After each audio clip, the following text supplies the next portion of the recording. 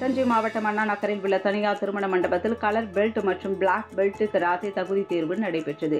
இதில் 300க்கும் மேற்பட்ட மாணவ மாணவிகள் கிங் ஷிட்டோரியோ கராத்தே கழகத்தின் சார்பாக கலந்து கொண்டு தேர்ச்சி பெற்றனர். இந்நிகழ்ச்சியில் தேசிய தலைமை தேர்வாளர் யோஷி அன்பரசன் மற்றும் பயிற்சியாளர் ஷஹான் அப்ரஹாம் கலந்து கொண்டு தேர்வை நடத்தினர். இதில் தகுதி பெற்றவர்களுக்கு சான்றிதழ்கள், பெல்ட் மற்றும் கேடயங்கள் வழங்கப்பட்டது. திருவண்ணாமலை தேரடி வீதி காந்தி சிலை அருகே திருவண்ணாமலை நகர போக்குவரத்து காவல்துறை சார்பில் நகர போக்குவரத்து காவல் ஆய்வாளர் ரமேஷ் தலைமையில் சாலை விதிகளை பின்பற்ற வேண்டிய விழிப்புணர்வு நிகழ்ச்சி நடைபெற்றது. இதில் தலைக்கவசம் அணிய வேண்டும், இருசக்கர வாகனத்தில் 3 பேர் பயணிக்கக்கூடாது உள்ளிட்ட பல்வேறு வகையான விதிகளை பின்பற்ற வலியுறுத்தி பள்ளி சிறுவர் சிறுமிகளை கொண்டு நடனமாடி பொதுமக்களுக்கு விழிப்புணர்வை ஏற்படுத்தினர். திருவாரூரிலிருந்து நாகை பைபாஸ் சாலை வழியாக வேளாங்கண்ணி மாதா கோவில் திருவிழாவுக்கு பாத யாத்திரையாக செல்லும் பக்தர்களின் பாதுகாப்பிற்காக திருவாரூர் சீனிவாசபுரம் பகுதியில் 31வது ஆண்டு மருத்துவ முகாமினை லயன்ஸ் சங்கங்கள் மற்றும் தன்னார்வ அமைப்புகள் ஏற்பாட்டில் திமுக நகரமன்ற உறுப்பினர் கருணாநிதி தலைமையில் திறந்து வைத்தனர். இதனைத் தொடர்ந்து வேளாங்கண்ணி திருவிழாவிற்கு பாத யாத்திரை சென்ற பக்தர்களுக்கு முதலுதவி மருந்து, குடிநீர், உணவுகள் வழங்கி வழி அனுப்பி வைத்தனர். தூத்துக்குடி மாவட்டம் கோவில்பட்டி அருகே உள்ள தெற்கு திட்டங்குளத்தில் மணிகண்டன் நினைவு கபடி குழு சார்பில் மாநில அளவிலான மாபெரும் மின்னொலி கபடி போட்டி நடைபெற்றது. இதில் 20க்கும் மேற்பட்ட அணிகள் பங்கேற்றன. இப்போட்டியை முன்னாள் அமைச்சரும் கோவில்பட்டி சட்டமன்ற உறுப்பினரும் கடம்பூர் ராஜு கலந்து கொண்டு கபடி போட்டியை தொடங்கி வைத்து வெற்றி பெற்ற அணிகளுக்கு பரிசுத் தொகையும் கோப்பையும் வழங்கி சிறப்பித்தார். இந்நிகழ்ச்சியில் நகரமன்ற உறுப்பினர் கவியரசன், செண்பகமூர்த்தி மற்றும் அதிமுக நிர்வாகிகள், கிராம பொதுமக்கள் உள்ளிட்டோர் திரளானோர் கலந்து கொண்டனர்.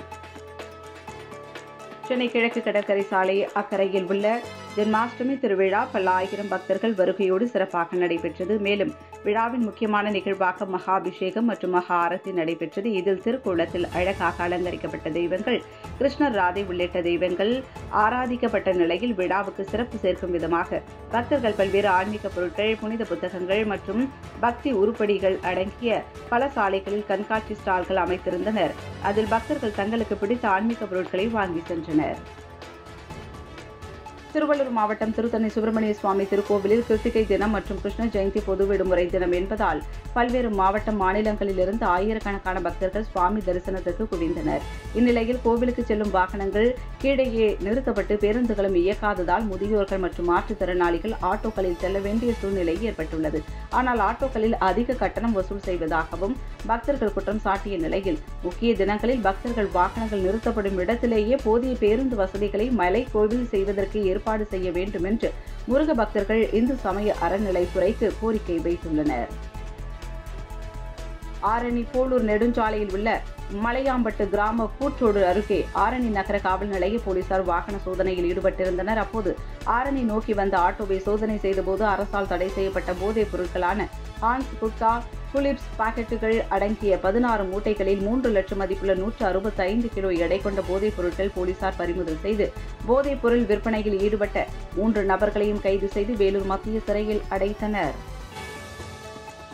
திருப்பத்தூர் மாவட்ட திமுக இளைஞரணி சார்பில் முன்னாள் முதலமைச்சர் கருணாநிதி நூற்றாண்டு விழாவை முன்னிட்டு பேச்சுப் போட்டிகள் வாணியம்பாடி அருகே தனியார் மண்டபத்தில் திருப்பத்தூர் மாவட்ட செயலாளரும் ஜோலார்பேட்டை சட்டமன்ற உறுப்பினருமான க. தேவராஜ் தலைமையில் நடைபெற்றது. போட்டியில் மாவட்டம் முழுவதும் இருந்து 100க்கும் மேற்பட்ட பள்ளி, கல்லூரி இளம் பேச்சாளர்கள் கலந்து கொண்டு பல்வேறு தலைப்புகளில் பேசினர்.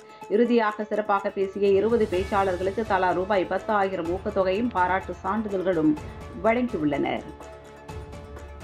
செங்கல்பட்டு மாவட்டம் மதுராந்தகம் அடுத்த வளையனூர் கிராமத்தில் 500 ஆண்டுகள் பழமை வாய்ந்த அருள்மிகு ஸ்ரீ மரகதவல்லி தாயார் உடனுரை ஸ்ரீ மாகாளீஸ்வரர் கோவிலில் 48ஆம் நாள் மண்டல பூஜை நிகழ்வு விழாவை முன்னிட்டு 108 சங்க அபிஷேகம் மற்றும் 108 பால்குட அபிஷேகம் வெகு விமர்சையாக நடைபெற்ற நிலையில் 108 பால்குடமானது ஸ்ரீ பிடாரி தேவி அம்மன் கோவிலிலிருந்து முக்கிய வீதிகள் வழியாக பெண்கள் பால்குடம் எடுத்து வரப்பட்டு ஸ்ரீ மாகாளீஸ்வரருக்கு பால் அபிஷேகம் மற்றும் சங்க அபிஷேகம் நடைபெற்றது. இந்த நிகழ்ச்சியில் ஏராளமான பக்தர்கள் கலந்து கொண்டு சுவாமி தரிசனம் செய்தனர்.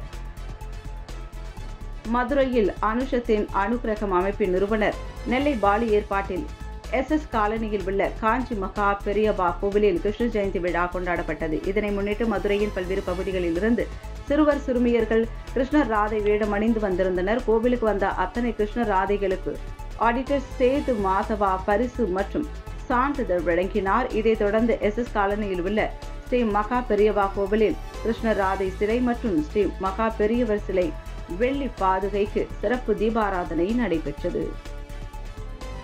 இந்தியாவிலேயே காசிக்கு அடுத்தபடியாக கால பைரவருக்கு தனி ஆலயம் தருமபுரி மாவட்டம் அதியமான் கோட்டையில் அமைந்துள்ளது.